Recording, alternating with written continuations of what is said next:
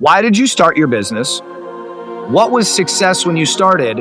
If you hold yourself accountable, how much of that have you actually accomplished? And like, are you working towards a goal currently? Episode 100 something. Well, you're in for a treat. We're back in the lab with my guy, David Carroll. So last time we didn't have the real full studio setup, right? We had like my iPhone and we had a little DJI mic. And now we're back in the studio, bruh. What's up, David? Doing good, man. Doing good. Just got back from Chicago. Head back to PR on Saturday. It's my daughter's birthday tomorrow. Lifing. Happy birthday to her. I will wish from her friends at the Mission Control Podcast and Ascend Digital. You know, if a happy birthday with my daughter has to come with a gift. So are you sure you want me to tell her? I'm gonna whip something up on Gemini and send it over. It's gonna be great. Teach her something. A one-of-one artwork, one-on-one piece of artwork. Okay.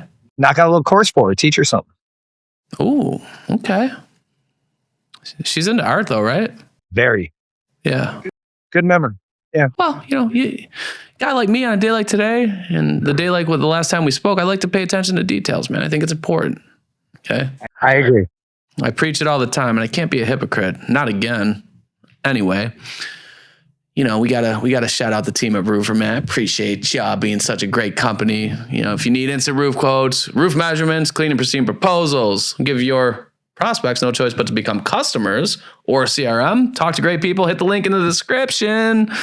They'll know I sent you. You'll be happy you did. And then you can call me and tell me how great it went. Anyway, so you were in Chicago. You did a podcast. I did. My man Ricky. How'd that go?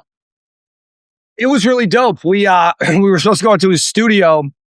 They had some problems with the plumbing. They had just set it up and a sewage backup happened in the building. So we ended up doing it downtown at a restaurant that he owns, which was a really cool setup. I don't know if you saw any of the pictures I posted yesterday, but like it's like a bar with like an adult arcade upstairs, and they just had a couple really good like places for us to get set up. So we jammed out. My man Ricky's a hitter too, so it was my man Ricky's a hitter. Shout out Ricky. You have to connect me with him. Just a couple guys hosting a podcast. Yep. Where did he look for a plumber near me? What up? When the plumbing issue happened, how did he find his plumber? I have no idea. I didn't ask. I was happy because I got to go downtown instead of the suburbs. There's a difference between staying at a Holiday Inn and a Ritz. And over the years, I've gotten a little fancier. I prefer the latter of those two. Nice Lake Michigan view. Had a great dinner. Well, my other buddy ended up being in town. So we had a dinner with him. It was a good trip. Love that. So now you're back in Minnesota, nice and warm. Yeah, for 24 hours. But you're going to get to spend your daughter's birthday with her. I canceled my whole morning, taking her to breakfast, going to wrap up a couple things for the work week, and then we are off to where it's actually warm and beautiful this time. Should we talk about the thing that we're talking about Friday? I would love to talk about the thing.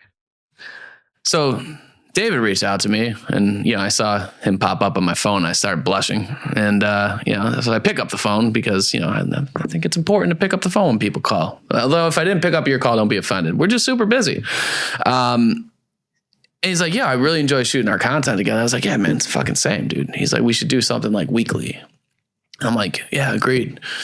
And he's like, we should talk about that this week. When do you have time? And I was like, Friday. He's like, okay, cool. And then here we are on Thursday, right?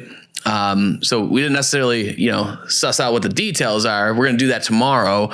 But, I also had somebody bail on a podcast and I made a Facebook post and then I called a few of my friends. I was like, with zero expectation, by the way, if I called you and you weren't available, like there's no hard feelings. 10 years ago, the less evolved Mike prior to therapy probably would have resented you, but not this Mike. I'm now the best version of myself today and no hard feelings whatsoever. So here we are and we're going to chop it up. What do you want to talk about, dude? So I really like what you just said because I actually put a post up about that this morning of how, a lot of times we don't give ourselves credit for the current version of ourselves. And I think a lot of times it's because we miss the opportunity. So you had just said something 10 years ago, and I would challenge you because I've known you for a while, not quite 10. Might have been 15. But I've known you for some years. No, Mike, I would disagree with that. I think that as men I don't know what it's like to be a woman. So I'll say as men, as fathers, as business owners, I don't think we do a great job of giving ourselves credit for the work we put in and the change. Because who likes to like every day tell themselves how special they are? Like I was reflecting. I was actually talking with Ricky about it yesterday down in Chicago of just how like, it's one thing, the saying like stop and smell the roses. Mm-hmm. Well, first you got to realize the flowers you know. And so like if you can take a moment at times, and I'm not saying you got to have this on your morning routine or anything, but next time you have to have a hard conversation or get into a little adversity or the ginger ale is bubbling when you know you're about to be the best. I feel like you're taking a jab at me right now, but we're going to let that one slide. All right, go ahead. I said you were handsome before the call. Okay, fair enough. So I think that it's important that we give ourselves, that we pause and we give ourselves some grace or some gratitude. And again, I'm not saying you got to do this every morning and look yourself in your mirror and say you agreed with your third grade teacher who told you were great, but more like when you find yourself in a situation, and I'm talking about the hard shit, the hard conversations with employees, something you got to talk to your spouse about, something you talk to your kids about, something financial, where it's like it's tough and you would react in a certain way. I ask you to take a step back and like, just dealt with that a little better than I would have. I don't think it's 10 years, dude. I think, what's the saying? It's like, you overestimate what you can do in a year and you underestimate what you can do in 10. I think in a world that moves as fast as we do now, I'd put that more to like a 3 to 5 of like what you can do, what you can accomplish.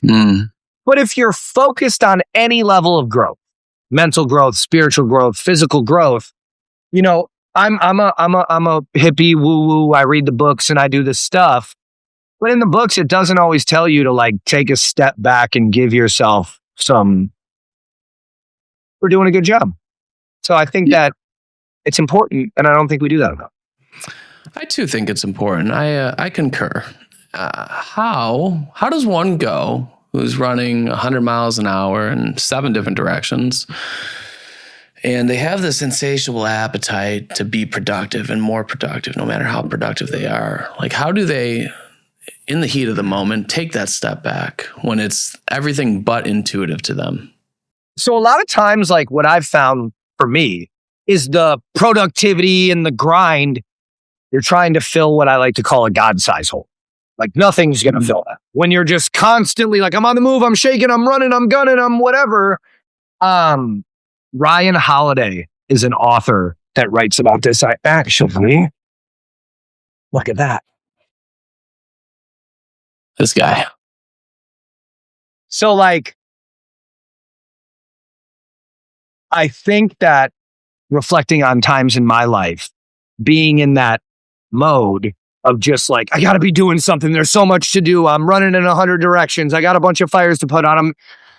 When I reflect back on when I was in those chapters of my life, I wasn't spending much time with myself being still. I definitely wasn't setting goals, because that's the other side of it. It's like, you have to have something to work towards as a human. And I went decades without doing this. Yeah. And I'm not going to say I'm the best guy with goals in the world right now. Like, I have some goals and some things I'm working towards that like hold me accountable for some of the decisions that I would or wouldn't make with certain things in my life. But it's like, I think that one is spending some time with yourself. For me personally, that's best in the morning before the world is up and moving. I just wake up a little bit earlier and I deal with who I am and I sit and I think about stuff. That helps me a lot when I get into that, like, hey, I have to be productive. The other thing is like simply just setting some goals of what you want to accomplish. Because it's not about biting the metal at the end of the thing. It's like the lessons you learned, Sure. on the way there. But you can't learn those lessons if you're not working towards something. It gets very monotonous where like you have this to-do list of like, you're knocking shit off every day, but you're adding as many things to it. That shit'll just exhaust you. And it's not that there's not chapters for that in life and business, but when I look back on those times, I would give the advice to people to do it a little differently than I did. What do you think's harder for people? Finding time to sit with the good or finding time to sit with the bad? I think finding time to sit with the bad is really easy. We're problem solving. We're always going to be able to find shit wrong and fixate on it and obsess about it and come up with every solution of if it happened or not. Like, I think that comes naturally to a lot of people. But for what about for the people that it doesn't? Then I would say the answer is the opposite. Like, one of the things that I think is really important for humans trying to get better is being self-aware. And you and I have talked about this before. There's an exercise that I do quarterly where I'm just like, here's what I like doing. And at this phase in my life, for the next couple months, for everything going on, here's what I like doing. Here's what I'm good at. Here's what I don't like doing. Here's what I'm not good at. And I've gotten to a point in my life where a lot of those things are not negotiable.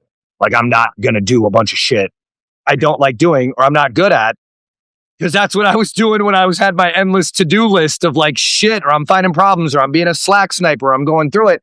I think if you can be self-aware enough to understand that you're a person where like gratitude comes easier to you, maybe you're not spending enough time finding the problems. But then to that point is like, if shit's good, for me, when things are good, I kind of have the habit of wanting to break something, whether I know it or not. Oh yeah. But that's because I spent so many years trying to fixate on things and solve problems. And it's not that like, that's not part of my job right now as the CEO of a company.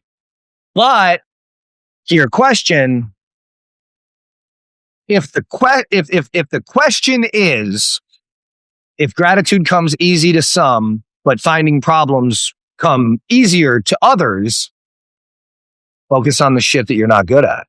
And to give you the opposite of my advice, because if you're really good at being grateful, are you spending enough time looking at things that could use some more of your attention?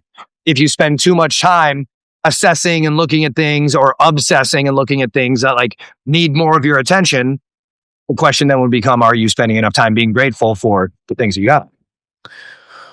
I love that. What about the things that can't be solved? So yes, sitting in your shitty diaper is easy when you can consistently solve problems and find way out of things, and then you feel that temporary relief. But what about the things that don't have an answer, and the only answer is time, and you lose someone you love? Yeah, I mean, grief and processing grief is something very different than the act of, to me, I lost my mother. It'll be 3 years ago this summer. And I had never I'd lost friends. I had lost people that I knew, but never like a close family member.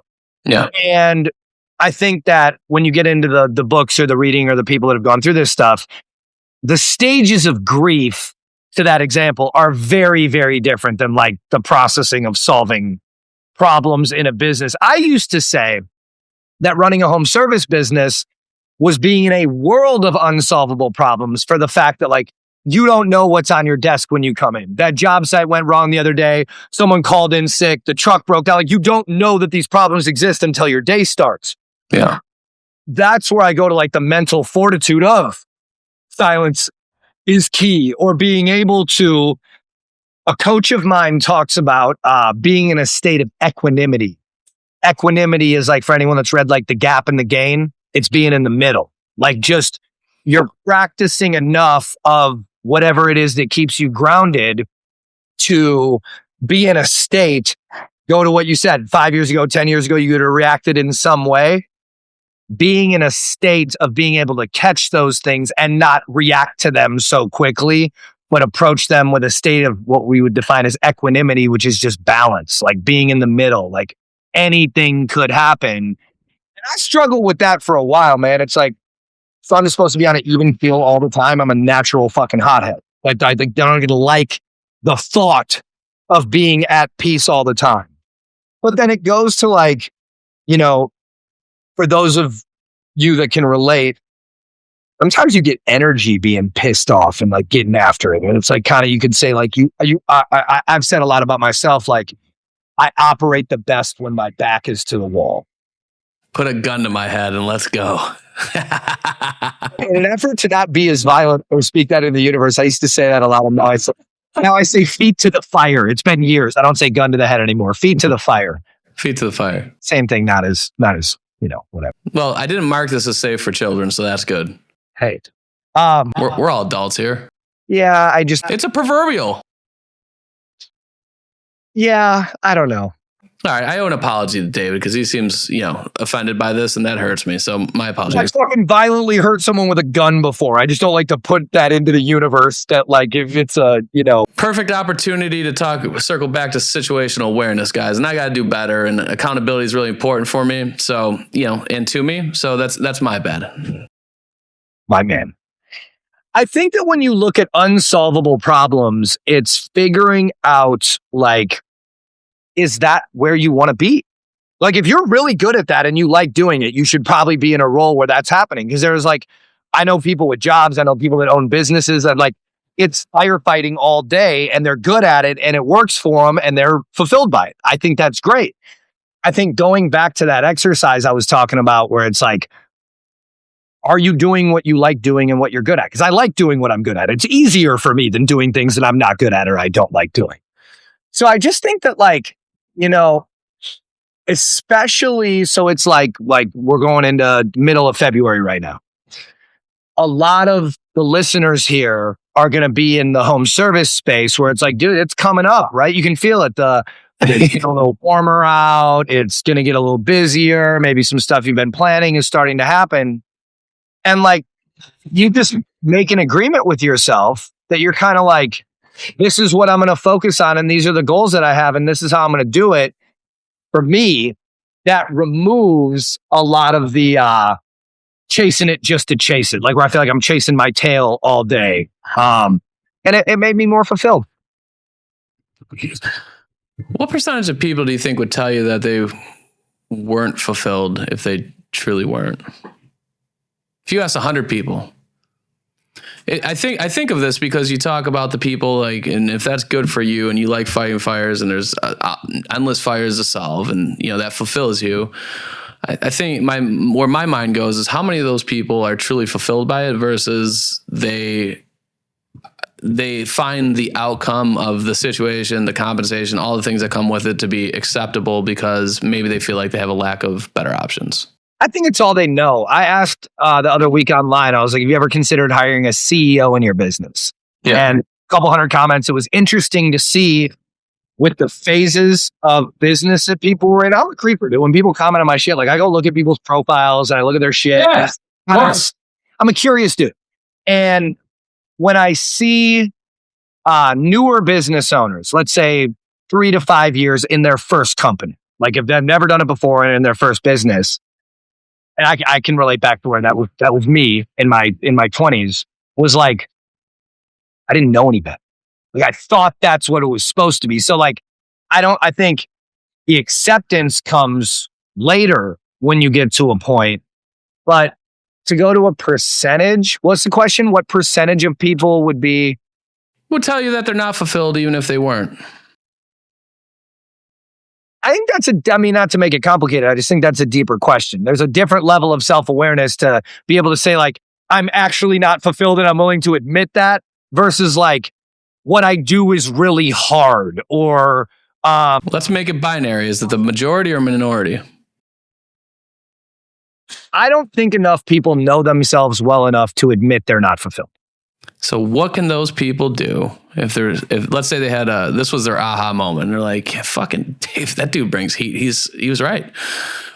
What are some things that they can do to be real with themselves, to get to the point where they're real with themselves? Sadly, man, it's not sadly. It's actually great news. This thing you live your whole life. It's really simple and no one likes to do it very often. When was the last time you actually asked yourself why you do it? We know why we started, right? We didn't want a boss. We wanted to make more money. We wanted more time. We wanted freedom, like whatever it was, right? When you ask a business owner why they started their business, I could do it better than my boss. Like whatever it was, there's only so many answers to that question, probably as many fingers as we have on our hands. That was a while ago though. Like even for a new business owner, that was years ago. And so like for me, I've been an entrepreneur, I just turned 40. I've been an entrepreneur 16 years now. And my why is very different than it was before. And for over a decade, I never held myself accountable for that. I'm like, I'm a grinder. I get after it. I wake up early. I fuck it all up. I go get it as much as I can. I got this to-do list. I'm always banging. And then I remember for me, the aha moment there was I joined this mastermind group and it just wasn't a bunch of great people. And then I saw people with like a bunch of money that weren't very nice, that weren't very happy. And I was like, made me fucking depressed. I was like, this is it? Like this, you got the private jet, the hot second wife, you're running around doing your thing. Like, you're not even really happy. You're actually kind of mean to people. And it just was like, it put me in a phase. This was almost 4 years ago. It put me in a spot where I was questioning all of it. Like dope had just started, but we had a lot of steam. It was running up. We're getting tapped by private equity companies way too early. And like, I was just like, this is it? Like I started chasing things in my life just to like break shit. And I didn't even consciously, when I reflect back, I knew what I was doing. But at that moment, I was like, I didn't even know what I was doing. I was just trying to fill a God-sized hole. So I think it's like, depending on where you're at in your journey of owning your business, the first question could be like, am I doing this right now for the same reason that I started it? I think that would be a great first step for anyone. And then you can get a little bit aligned with that. Like your life is probably a little bit further than it was, whether it's 10 years ago, 5 years ago, a year ago, whatever it was. Maybe your relationship with your spouse is in a different place. Maybe your kids are a little bit older. Maybe you have a little bit more or a little bit less money, or you have people in your life or you don't have people in your life. Like I think it's a very fair statement. Usually when I say it, I get a head nod. Is it fair, Mike, to say your definition of success is different than it was 2 years ago, 5 years ago, and 10 years ago, right now, today? I feel like I don't want to acquiesce that, nod my head, but yes. Yeah. Do you feel like your definition of success is different today than when you started Ascend? Yeah. Right? I think there's overlap. I don't think it's, entirely different. It's business. Like we got to make money. We got to be profitable. We want to grow. We want but aside from that, let's go to the I want to be able to work the hours I want, or I want to, I don't want to have a boss, or I want to be able to make my own decisions or have some level. I think we all know, you probably work more if you own a business than if you have a job. But you probably like it a little bit more too than having to go do what you're told, being able to make the decisions. I think that's a pretty common theme for business owners. So I think another really good exercise would be are you, if you ask yourself, why did I start my company? What were my goals? What did I kind of think success was at that time? And then you ask yourself, how much of that did I make real already?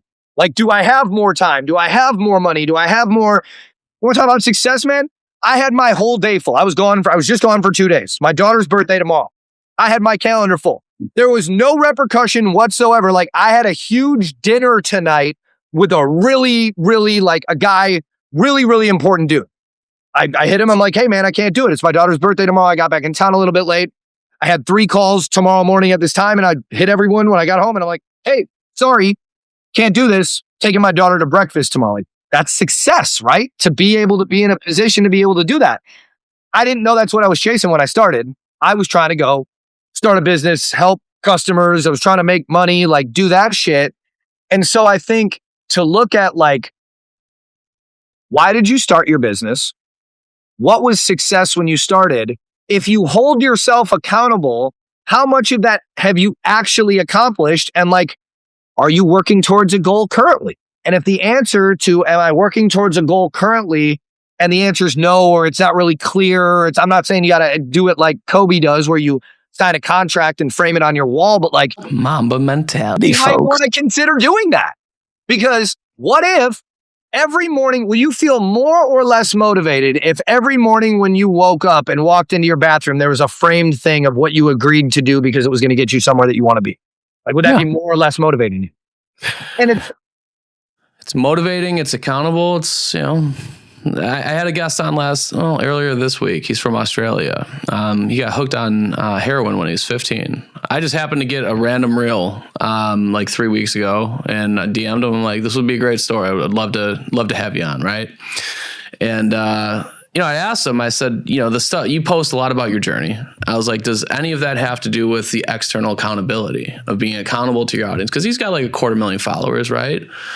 And I know that in the past, I've done things like created groups and done, workout activities type stuff. We're going to do this for 90 days. And it helps, right? When you've got other people watching, or if you have a reminder to yourself, like a contract on the wall, that's aggressive. But again, like, is that going to increase or decrease the likelihood that you accomplish the shit that you set out to accomplish? You've got everything to gain, nothing to lose. Go make the fucking contract, folks. And when you say that's aggressive, like, I think a lot of people can relate to being aggressive. Yeah. Not me. Aggressive. Like, let's be aggressive. Right? Unlike the Bills defense. Anyway, what's your prediction for the Vikings for 2027? 26, 27? They should probably go re-sign Sam. 7-10. He's a Super Bowl champ. It's going to cost him a lot more now. It's crazy to see, you relate. I was having a conversation last night at dinner about a coach and how a coach for a bad team or a good team, like, what's the responsibility of a coach? If you're a good coach, bunch of bad players, what can you do, right? But then, is that a gong? Are we?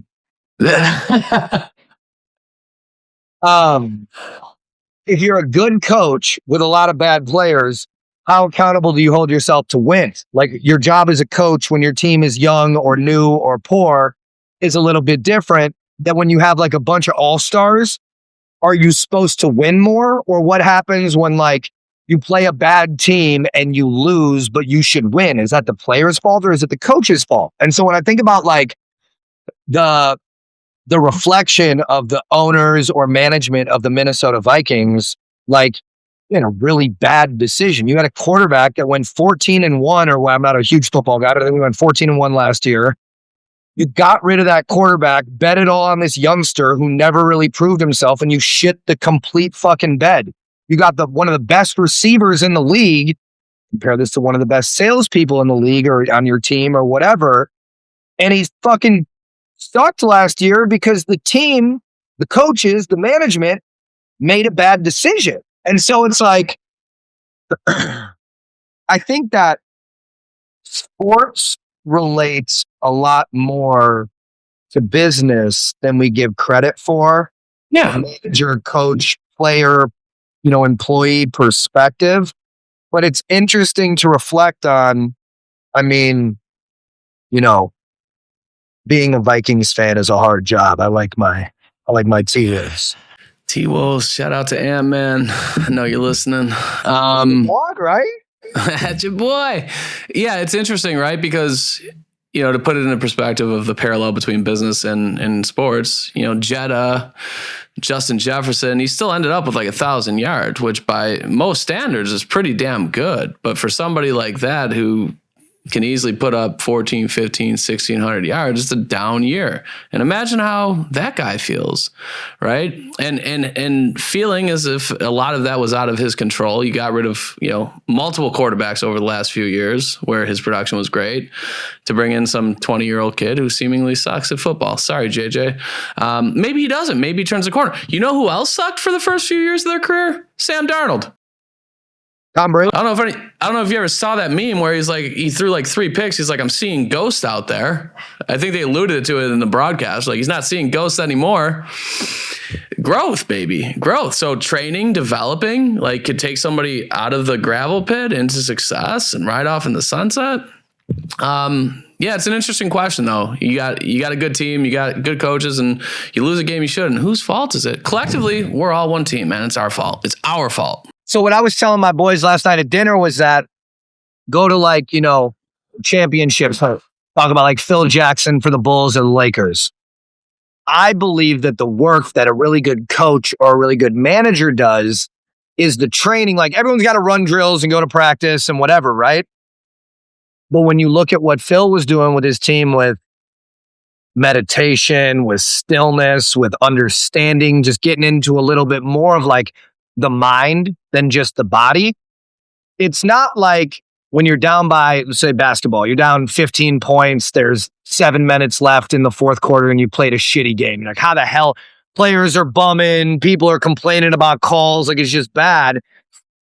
it's not like a good coach can just turn that in the moment by calling a timeout, but he would have a higher likelihood of being able to do that if he set the groundwork of the things that could recenter or reset the mentality. And then he could call a timeout, call on a moment in practice where the team came together and be like, guys, we fucking know how to do this.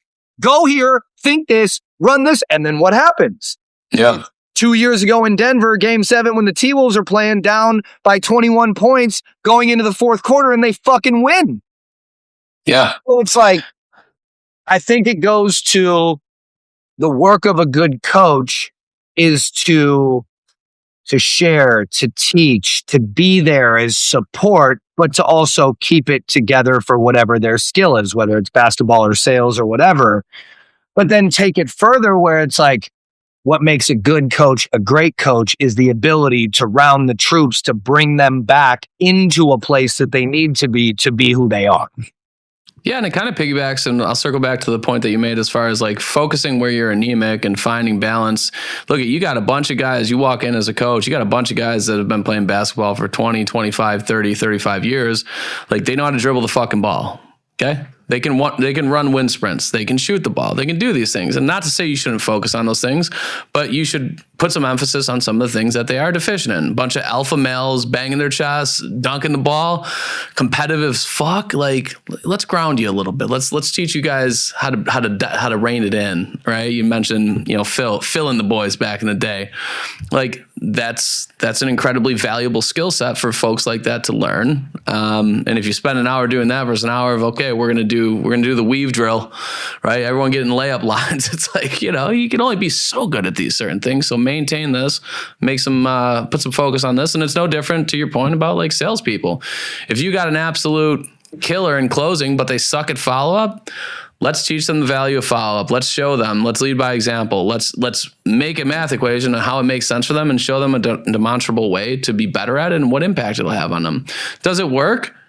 Maybe, maybe not. Does it improve the likelihood of the desired outcome? Absolutely. Again, everything to gain, nothing to lose. Shoot the shot every single time. I think it even goes further to like a good coach isn't just working on the skills of the job. Like a good sales manager isn't just getting his team better at sales.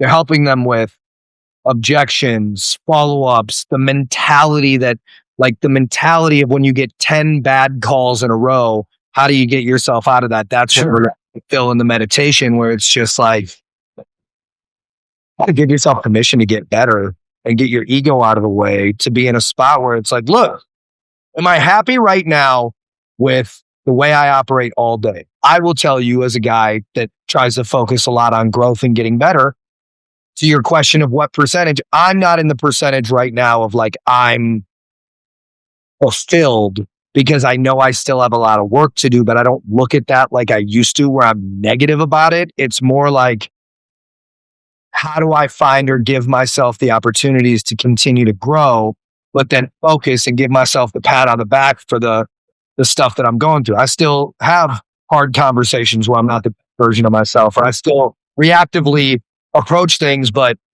through growth, it's not like you wake up one day, you're like, oh my God, I'm a different person. It's what I was saying with the pats on the back. It's being able to give yourself credit that you haven't necessarily reacted the same way you would before. That's the beauty. It's not biting the metal. It's through the journey being able to acknowledge like there's growth happening so that you can be fulfilled, whether it's aggressively signing the contract on the wall or just giving yourself some time in the day to be like, hey man, I'm doing a good job. Well, I'll tell you what, man, if you're ever struggling giving yourself a pat on the back, you give your boy a call. I'll give you a pat on the back. Okay. I'm always here for you. I want you to know that. And I'm here for you too. Shoot me a DM. You can connect. If you want a pat on the back, let's talk about the things that you're doing well. And I'll be that guy for you. Mr. Carroll, thank you for your time today. As always, a distinct pleasure. This was another very enjoyable piece of content for me. I hope you guys liked it too. Thank you for tuning in. And more coming on a weekly basis. We're gonna be dropping some heat, so y'all lock in. Y'all know where to find us. And we gone. 4, 3, 2, 1, 0.